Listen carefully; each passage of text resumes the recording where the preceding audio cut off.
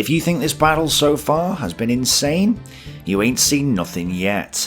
Not only is there a command crisis going on for the British, but 30 Corps, the British tank formation, has been almost wiped out. Now it is the time for Rommel and Crüwell to strike and annihilate the remnants of this formation.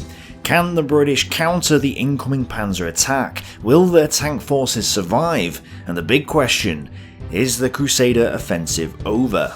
Let's find out. Notes and sources are in the pinned comment. Timestamps to various parts of the video are in the description.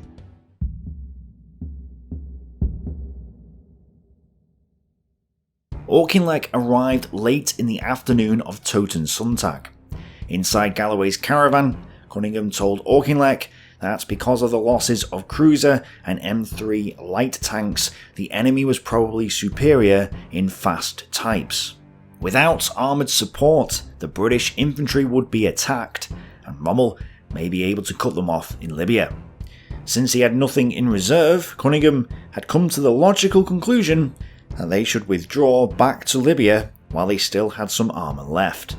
This withdrawal might just save the army and Egypt from Rommel's wrath. He asked Auchinleck to decide what to do. Should they break off the offensive and go on the defensive, or carry on the offensive and potentially end up losing everything? Some have made the claim that Cunningham was suffering from ill health at this time, or that he was mentally exhausted. Auchinleck later wrote that he didn't think Cunningham was emotionally exhausted and was simply under strain because the battle had gone wrong. This is definitely up for debate, but either way, Cunningham seems to have given up on the idea that attacking was the right thing to do, and was definitely in the defensive mindset. Others have suggested that Cunningham was wrong to call upon Auchinleck for advice, but this is up for debate too, especially since Galloway had called Auchinleck to the front as well. Cunningham had perhaps overreacted to the losses, but this makes sense considering that British combined arms doctrine said tank numbers are the main thing to go off, and the tank numbers were bad. So we can at least understand why he called Auchinleck for advice. The fact was that at this point, the British were definitely losing the battle. But if they were to turn this around, they needed to have a commander who wasn't thinking defensively. And Auchinleck saw Cunningham's defensive attitude and his commitment to abandoning the offensive as a problem. Auchinleck and Galloway both saw that the situation wasn't as bad as it appeared at first sight. They thought that Rommel's armoured forces must have been in bad shape too, and Auchinleck saw that Rommel was probably running low on supplies. Yes, the British had lost a big load of tanks in 30 Corps, but 13th Corps had over 100 infantry tanks in 1st Army Tank Brigade alone. So the British still had a considerable number of tanks. Also, 13th Corps was capable of getting to Tobruk, and if they did get to Tobruk, Auchinleck could feed reserves into the port to reinforce the units. The fact that Tobruk hadn't collapsed was also another reason why Auchinleck thought more positively about the situation than Cunningham. Scobie's division was fighting well, along with the Poles and the Czechs. Auchinleck thought that if 8th Army threw in its last reserves and brought up fresh units from Egypt, the tide of the battle might turn in their favour. The Corps and divisional commanders all wanted to continue the fight as well. So yes, things had gone wrong, but it wasn't all bad news. Therefore, Auchinleck had a decision to make. Should he take Cunningham's side and withdraw, or continue the offensive? On the evening of the 23rd of November 1941, the course of the history of the war in the Middle East, perhaps world history, thus turned on the character of a single man. Auchinleck said he would take responsibility for the outcome of the battle and told Cunningham to continue the offensive. He then issued a written directive to Cunningham which said, "You will therefore continue to attack the enemy relentlessly, using all your resources even to the last tank. Your main objective will be, as always, to destroy the enemy tank forces. Your ultimate objective remains the conquest of Cyrenaica and then to advance on to Tripoli." By 22:30 hours, Cunningham had been reassured. He therefore issued fresh orders. Godwin-Austen's 13th Corps would now be responsible for all operations against the enemy investing Tobruk, and would take command of the 70th Division and all infantry north of Sidi Azeiz. Godwin-Austen was also ordered to push the New Zealanders further west, capture the areas around Sidi Rezai and El Duda, and exploit westwards after all of this. Cunningham also ordered Norrie to reorganise his remaining armour to protect Pienaar's 1st South African Brigade in the south and Freiburg's 2nd New Zealand Division to the north, in case they were attacked by enemy tanks. All these orders were to take effect at midnight on the 24th. Still trying to retain some part of the Crusader plan with Auchinleck's and Galloway's blessing, Cunningham insisted that Norrie's main task was to use his armour to destroy the enemy tanks. This was a tall order given the circumstances, and it seems that nobody on the British side had learned from their mistakes. Rommel arrived at 21st Panzer Division's HQ, excited that he had won a decisive victory over the British. He'd been out of touch with Crüwell for over 24 hours, but had pieced together as much information as he could and concluded that the Afrika Korps had destroyed a large portion of the British force. It appeared to Rommel that Cunningham's tanks had largely been wiped out, with 7th Armoured Brigade being annihilated on the 21st, 4th Armoured Brigade smashed on the 22nd, and now the remains of 7th Armoured Division and the main body of the 1st South African Division were defeated as well. So, at the very least, the Axis had the advantage. At this moment, Rommel's thoughts were on his men trapped at the frontier. In the afternoon, the Savona Division sent a request for assistance. For over 2 days now, both Italian and German forces on the frontier had held against Messervy's 4th Indian Division and Freiburg's 2nd New Zealand Division, plus tanks from the 1st Army Tank Brigade. These Axis units were now trapped behind enemy lines with no means of receiving supplies and were under attack. They could only hold out for so long, and while the situation wasn't terrible at the moment, Rommel was aware that time was running out. He thought he had to do something. The Desert Fox knew his opponent. He sensed that the weak-minded Cunningham could be knocked off guard with a strike to his rear. In fact, this was the exact fear that Cunningham had, an offensive into the infantry force, surrounding them, crushing them, and the panzers driving into Egypt. Coupled with the fact that Rommel knew he had to win this battle fast because the supply and reinforcement situation favoured the British, he decided that the surviving British units couldn't be allowed to be resupplied and reinforced. If they did, the battle would turn into an attritional fight that Rommel would ultimately lose. So, he decided the best course of action was to strike into the rear of 8th Army, cut the British lines of communication, and prevent them from withdrawing back into Egypt. Another classic German encirclement battle at Kesselschlacht. Announcing his intentions to his staff, Rommel declared that he would personally lead the Axis armour to the frontier in one decisive stroke. And he wanted Gauser to come with him, so he placed Operations Chief Oberstleutnant Westphal in charge of the army. When Westphal protested against this action, reminding Rommel about British intentions at Tobruk, Rommel assured him that they would return within 36 hours. Rommel then set out to make his plan become a reality.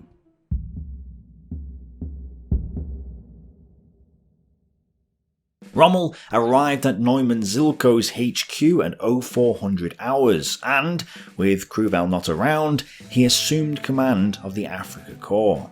He quickly gave orders for an advance guard to move off towards Sidi Omar.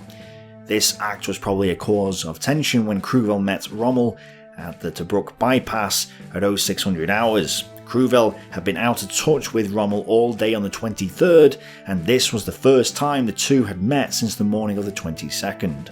Crüwell reported that he had destroyed most of the 7th Armoured Division and the 1st South African Division, though parts of both had escaped to the south. Crüwell knew he hadn't lost as much as the British, but still suggested that they should spend this day resting and reorganising the Afrika Korps. and assessing the damage done to the Germans in the previous fighting. Crüwell still wanted to hunt down the remaining British tank units and destroy them completely, so he wasn't willing to just be passive. But his strategy would destroy the remnants of the British force and allow German forces to recover. They could also salvage the stocks of weapons and material abandoned by the British. Perhaps Crüwell sensed that his tactics on Totensonntag had been poor and may have led to high casualties amongst the panzer divisions. But Rommel would have none of this. It seems he'd already decided otherwise, or at least saw Crüwell's proposal as unimaginative. Rommel interpreted Crüwell's report to mean that, although the British army was still in the game, it could be safely ignored for the time being, which was good because Rommel wanted to help the frontier troops. He knew that he now held the initiative, and that the moment had come to exploit the success gained around Sidi Rezai. Rommel told Crüwell that he was going to send both panzer divisions and the Ariete and Trieste divisions east towards Sidi Omar and take the pressure off his frontier troops. Rommel thought there were 2 British divisions in the Sollum area which needed to be dealt with, but there were in fact just 3 brigades. 11th Indian Brigade was on the coast, 7th Indian Brigade was at Sidi Omar, and 5th New Zealand Brigade was in the area south of Bardia. Crüwell held the opposite view. He thought that the battle would be won or lost at Sidi Rezai, and he was strongly against leaving the present battlefield. If the panzers went east, this would allow the British time to regain their strength, whereas if they strike the British armour now and wipe it out, this would give the Axis a massive advantage in the coming days. But Rommel was the man in charge, and he refused to change his mind. Therefore, they would do what Rommel wanted. Since 21st Panzer Division hadn't fought as much during Totensonntag, Rommel decided that they would lead the way. Rommel, Gauser and the Afrika Korps HQ would go with Ravenstein's division. 15th Panzer Division would follow behind 21st Panzer, and the Ariete and Trieste divisions would move up on the flank. A small force under General Butcher would be left to prevent the New Zealanders from breaking through to the Tobruk garrison. Kampfgruppe Butcher would consist of 1 battalion from the 361st Afrika Regiment, 2 battalions from the 155th Schutzen Regiment, the 900th Pioneer Battalion, and Butcher's artillery unit.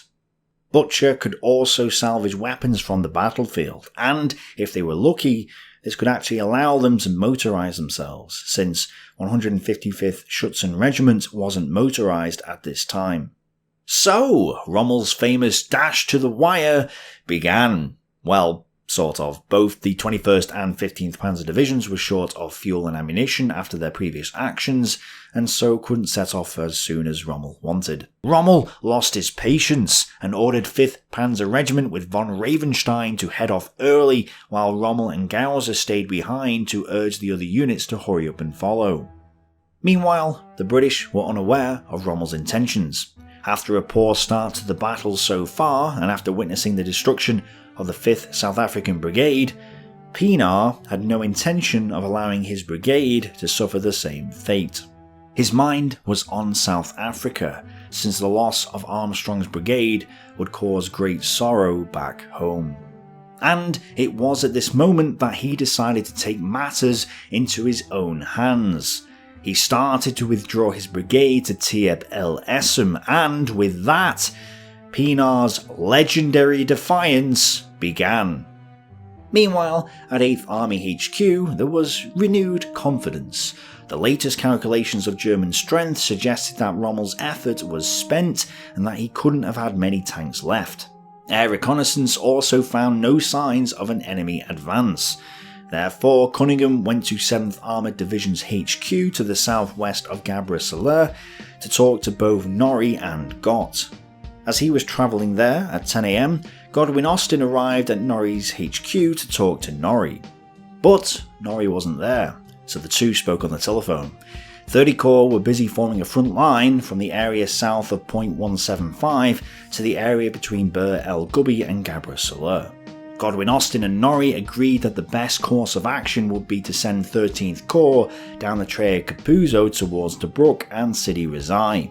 At this point, Godwin-Austen then went back to his HQ, and Cunningham arrived to speak to Norrie. He wasn't there long before all hell broke loose. Rommel was driving across the desert, standing on his mammoth truck, leading the way with the 5th Panzer Regiment, followed by the rest of the 21st Panzer Division.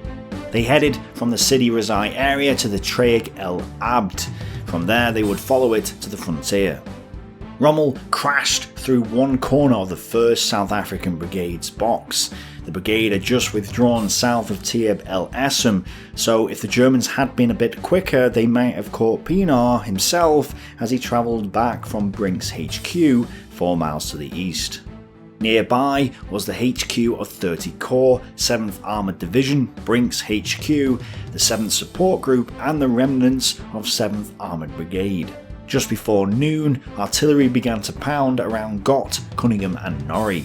Norrie worried that the German advance might overrun the landing strip where Cunningham's aircraft was waiting, and so everyone began to scramble.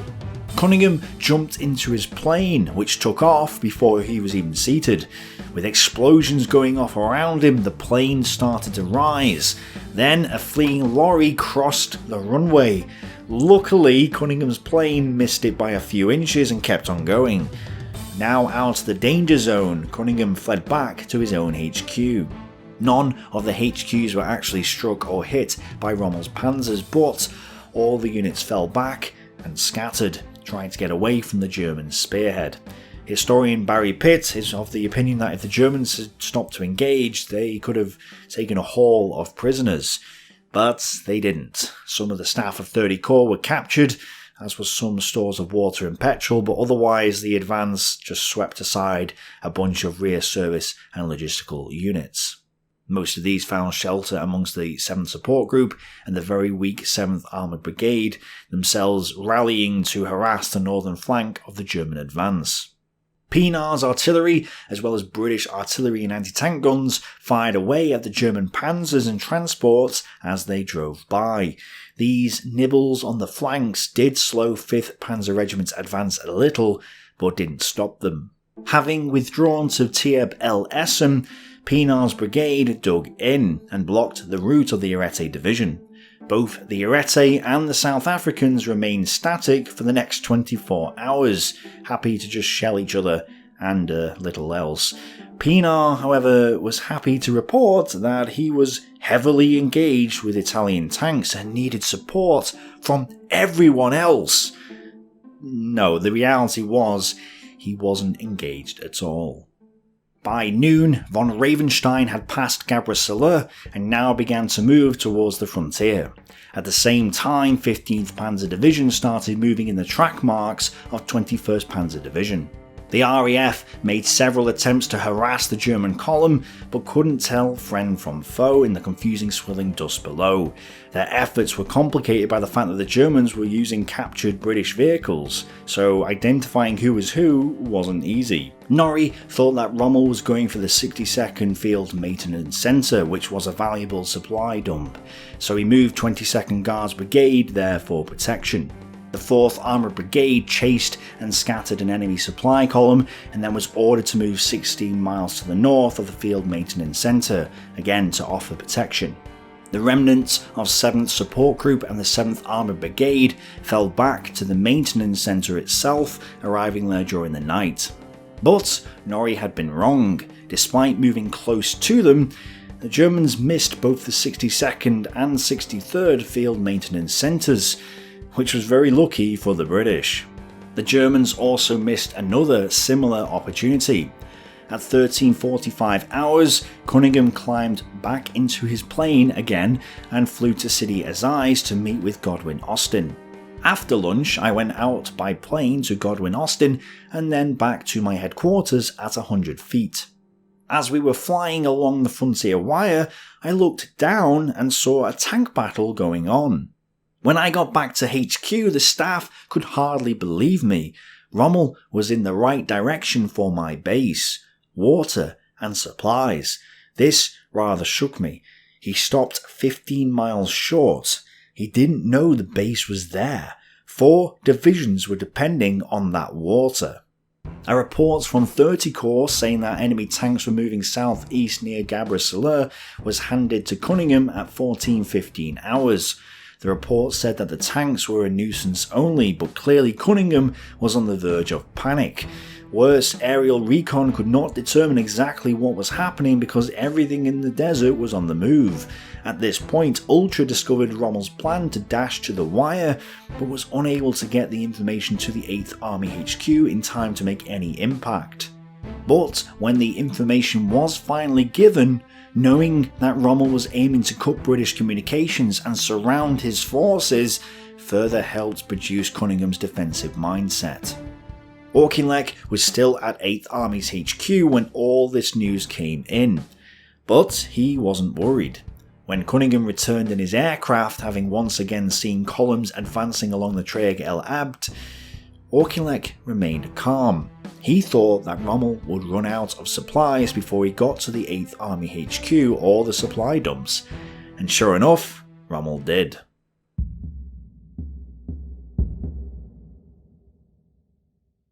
Rommel and 5th Panzer Regiment reached Qasr El Abid, close to the frontier, at 4 PM, having travelled 60 miles, 100 kilometres, in 6 hours. What's that? You can advance an armoured corps 60 miles down a single road in a single day?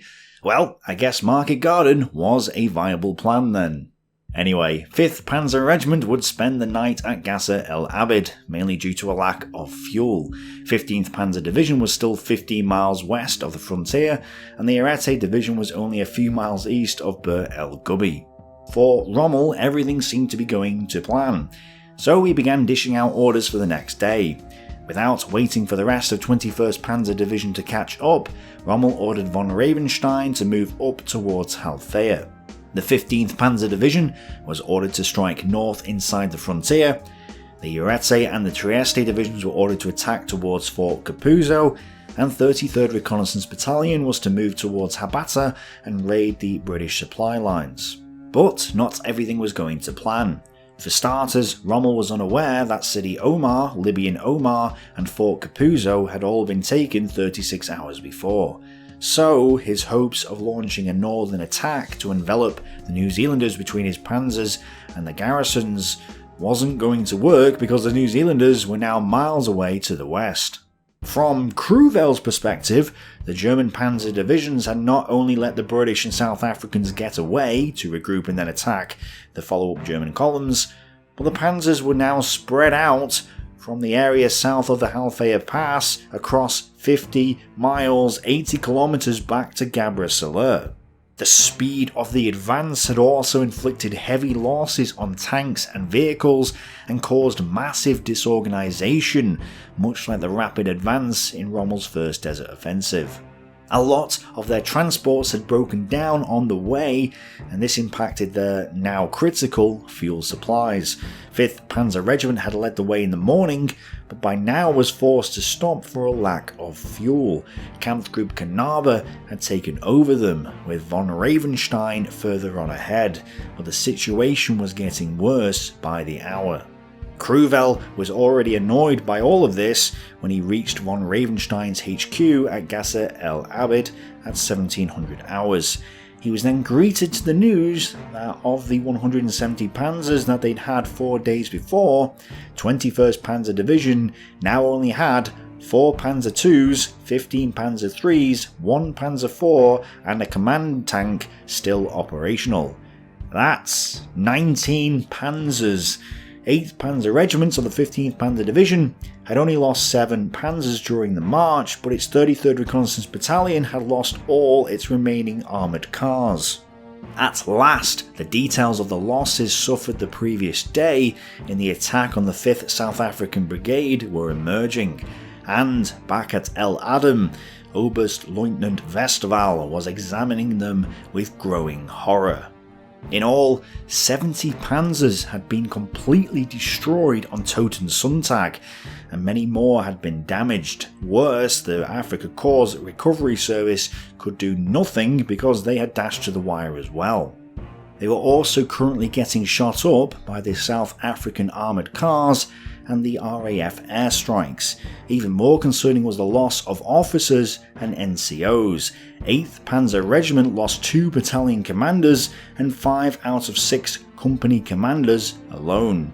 Oberstleutnant Zintel had been killed, his replacement was Many, and 1 battalion commander had also been lost. 21st Panzer Division's losses weren't as severe, but they were now currently taking a punishment too, mainly because they were leading the way. In addition, there was no sign of the Ariete Division.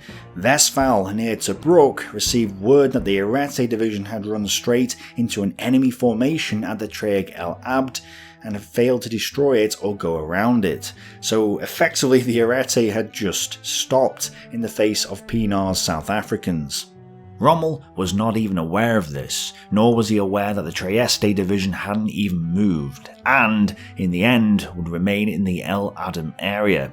It's not clear why, but it's likely that there was conflicting orders thanks to miscommunications between Rommel and Crüwell and then the Italians, or there was simply a lack of fuel. So Rommel's dash to the wire had come at probably the worst time, and tensions rose between Crüwell and Rommel. In Crüwell's eyes, this dash had so far achieved little except for destroying organisation and morale within the German panzer divisions, Crüwell's panzer divisions. So Rommel had essentially ruined Crüwell's units. Rommel's habit of leading from the front had many advantages, but during the Crusader battle his behaviour proved that he had not fully made the transition to higher command. Rommel was the army commander, and at this moment he's leading just part of 1 division. He was still fighting in North Africa as though he was a divisional or corps commander, not as an army commander. In the view of some historians like Beckett, this shows he hadn't yet matured as a leader, and arguably didn't have the experience or the training to be an army commander at this stage. Crüwell was the corps commander, and yet his superior had basically bypassed him and annexed his position. And Crüwell was further annoyed when he learned that Rommel had already issued orders for the next day, again bypassing him. This whole adventure was absurd. Crüwell tried to explain to Rommel that his men were exhausted and that the Italians were unreliable, but he was, once again, brushed aside by Rommel. But I think it's worth offering a counter-argument to this view. What we have to remember is that it was Crüwell who had lost a lot of panzers and troops the day before, and that they didn't know the extent of these losses until Rommel's dash had already begun. Crüwell certainly doesn't seem to have admitted to Rommel how bad his tactics the day before had been. So, while in hindsight Rommel's dash was a bad decision which further crippled his forces, if his forces hadn't been as depleted as they had been the day before, perhaps his dash wouldn't have been as bad as a decision as it was. We also have to remember that Rommel didn't know where the formations on the frontier were, and where the British supply dumps were either, and we've got to remember that this tactic, moving through the desert flank to encircle your opponent, is the exact same tactic he uses to great extent in other battles. Perhaps Rommel's failure here is not entirely his fault, and perhaps Crüwell at least shares the blame. So yeah, major problems on the German side now, even though the day had started with so much potential. Because of Rommel's dash to the wire, British reconnaissance patrols were forced back, meaning that they had little information to give to the higher HQs, which they'd now temporarily lost contact with anyway. With little to go on, but knowing that the Germans had bypassed the field maintenance centres and were heading for the frontier, it looked as though they were heading for the railhead at Meshifa. Because of this, Cunningham wanted to pull forces back. He wanted 5th Indian Infantry Brigade, with a reserve of some tanks from other units, to move back to and protect the railhead at Meshifa. And he wanted the rest of 4th Indian Division to move back to their original positions on the frontier. But Auchinleck disagreed. He allowed the 5th Brigade to move to Meshifa, but didn't approve any retreat by the rest of 4th Indian Division. Auchinleck did not want a defensive mentality to overtake 8th Army. He thought all formations should look to continuing with the offensive. So, 4th Indian Division held its ground, and the 2nd South African Division was alerted, and disorganised units were being collected as they reached the frontier. 13th Corps was to continue to get to Tobruk, and 30th Corps was to continue its attacks at Sidi Rezai and guard the flank of the New Zealanders. 1st Army Tank Brigade had 86 infantry tanks at this time, 49 Valentine tanks in 8th Battalion Royal Tank Regiment and 37 Matildas in 44th Battalion Royal Tank Regiment, so it was definitely a formidable force. 4th New Zealand Infantry Brigade was advancing west of Gambut, 6th New Zealand Infantry Brigade was also making steady progress at point 175. News also came in from the deep south. Despite a rough going, and thus an increase in petrol consumption, Reid had taken Jalo, capturing over 600 Italian prisoners. But because of the lack of fuel, Reid's force could only send out light patrols towards Agadabia, and they would operate at half rations for the foreseeable future. Overall, not a very successful venture. And with Rommel in the east, British forces in the west actually had a bit of a breather. They were able to reorganise, regain their strength as wounds healed and men trickled back to the front, and, most importantly, repair their damaged vehicles. They also had time to rest, which the Germans couldn't do. The remnants of the 7th Support Group broke up into jock columns to attack the rear of the enemy, but apart from these actions, the British forces focused on recovering and repairing their vehicles and also absorbed reinforcements from Egypt. So, while 30 Corps was battered at this point, it was beginning to recover, at a time when the Germans were becoming disorganised and suffering from attrition. Of course, none of this recovery could fully make up for the losses inflicted, and at the end of the day, the battered 7th Armoured Brigade began to hand over what was left of its tanks, equipment and crews to the other 2 armoured brigades. It was out for the count, and would soon start its withdrawal back to Egypt, playing no further part in this battle. As all this was going on, Auchinleck and Cunningham talked about the situation at 8th Army HQ. Rommel was only 28 miles from the HQ itself, and this made the staff nervous, including Cunningham. But Auchinleck was there, and he had prevented, and was still preventing, Cunningham from panicking. It was lucky that the British had Auchinleck at Cunningham's HQ during Rommel's dash to the wire. Because of this, it didn't have the psychological impact on Cunningham Rommel had hoped it would have had. And I think this needs emphasising. Rommel had read Cunningham's character and had thought his dash to the wire would cause Cunningham to panic, overreact and pull back, leading to the collapse of the offensive. This was actually correct. Cunningham was definitely wavering, but Auchinleck was there. He was a different character to Cunningham, and he stood over Cunningham, preventing him from losing control of the situation. Effectively, Auchinleck had saved Crusader.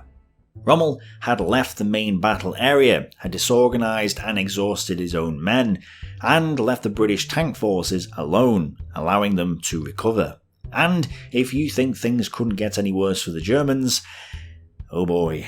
In the late afternoon, and with the fuel situation desperate, Rommel decided that they needed to find fuel. So he took Gauser and travelled eastward in Rommel's Mammoth across the wire in search of British supply dumps. Yeah, Rommel was roaming the rear areas of the 4th Indian Division alone. This was typical of Rommel and was a trait that exasperated the staff at his headquarters. In effect, he was once again out of contact with his commanders whilst he probed forwards, urging his men on. Oh no, it gets worse. As the light was fading, their mammoth breaks down. So, yeah, the leader of the German Africa Army, the Desert Fox himself, was behind British lines, completely defenceless, sat in a broken down vehicle. And it's not as if this hadn't happened during Summer's Night's Dream or anything. Considering the situation that the Germans had gotten themselves into during the course of the day, this is absolute madness. After an hour, Crüwell's mammoth just happened to come across them, for reasons unknown. Crüwell wasn't in his mammoth, and no reason is given why this second truck was driving this way anyway, so this was purely a chance occurrence. Rommel and Gauser were now able to drive back to the wire, but the driver couldn't find a gap through the wire since it was dark and they couldn't see where they were, so they had to wait until dawn. To make matters worse, they were in an area completely dominated by the enemy. Indian dispatch riders buzzed to and fro past the mammoth, British tanks moved up forward, and American-built lorries ground their way through the desert. None of them had any suspicion that the highest officers of the German-Italian Panzer Group were sitting in a captured command vehicle, often only 2 or 3 yards away. The 10 officers and 5 men spent a restless night. When daylight came on the 25th of November, Rommel and co got their bearings and somehow managed to slip past the British troops. The driver found a gap in the wire and they were back at Gasser El Abid at 0700 hours. Rommel then met with Crüwell and was annoyed that the Ariete division still hadn't arrived. Rommel also said that the plan had changed. 15th Panzer Division was ordered to attack eastwards between Sidi Omar and Sidi Aziz. In addition, 21st Panzer Division was to move west from the Halfaya Pass. Rommel also decided to keep Kampfgruppe Weckmar in reserve, thinking that it would capture Jarabub, 120 miles to the south. Crüwell complained to Rommel, saying that the troops were exhausted. He told him that because the Italians had not yet arrived, their left flank wasn't protected. But Rommel disagreed and insisted that the attacks continue. Rommel hadn't realised that only one of the New Zealand brigades were ahead of him at this time, the others were heading towards Tobruk. He also didn't realise that the 4th Indian Division had taken Libyan Omar, Sidi Omar and Fort Capuzzo. This meant that his plan would come unstuck before it had even begun. Despite his objections, Crüwell sent the 5th Panzer Regiment to rejoin von Ravenstein. However, Rommel intervened again. He ordered it to advance northwards instead. Again, contradictory orders and a further disturbance in the chain of command. The British ground and air observers weren't able to report accurately on the events playing out because most of the units, both friend and foe, were scattered across the desert. Everything was a confusing mess, with enemy columns all over the place. But news did arrive at Medellina that morning saying that 5th Panzer Regiment was moving south towards Cunningham's HQ. This was actually because they were looking for a gap in the wire, but Cunningham and his staff thought they were going to attack them. So Auchinleck was thrown into a plane to fly him back to Cairo and out of the danger zone. As he left though, he handed Cunningham a message, telling him to give it to his army. During 3 days at your advanced headquarters, I have seen and heard enough to convince me, though I did not need convincing, that the determination to beat the enemy of your commanders and troops could not be greater, and I have no doubt whatever that he will be beaten. His position is desperate, and he is trying by lashing out in all directions to distract us from our object, which is to destroy him utterly.